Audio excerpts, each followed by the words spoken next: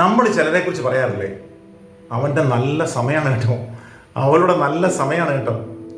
പക്ഷെ ചിലരെക്കുറിച്ച് നമ്മൾ പറയും, അവൻ്റെ സമയം മോശമാണ്, അവളുടെ സമയം മോശമാണ്. ഔചാരികമായി കിട്ടുന്ന ചില നേട്ടങ്ങളെക്കുറിച്ചൊക്കെ ആയിരിക്കാം ഈ ഒരു പരാമർശം നമ്മൾ നടത്തുന്നത്.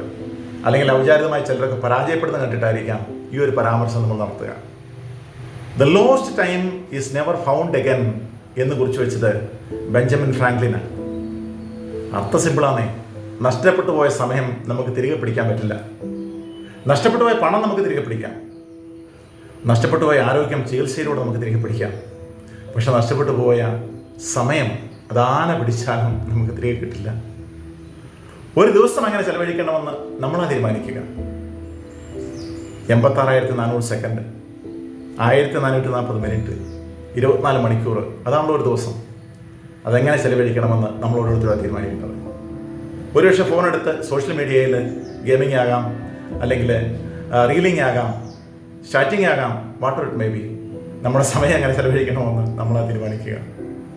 എൻഡ് ഓഫ് ദ ഡേ നിങ്ങളുടെ ബാലൻസ് എന്താണ്, അത് മാത്രമേ ഉള്ളൂ. ഒരു ദിവസം നിങ്ങൾ എങ്ങനെ ചെലവഴിക്കുന്നു എന്നത് വളരെ പ്രധാനപ്പെട്ടതാണ്. സമയം പറഞ്ഞുകൊണ്ടേയിരിക്കും. അതിൻ്റെ ദിശ തീരുമാനിക്കേണ്ടത് നിങ്ങൾ ഓരോരുത്തരുമാണ്.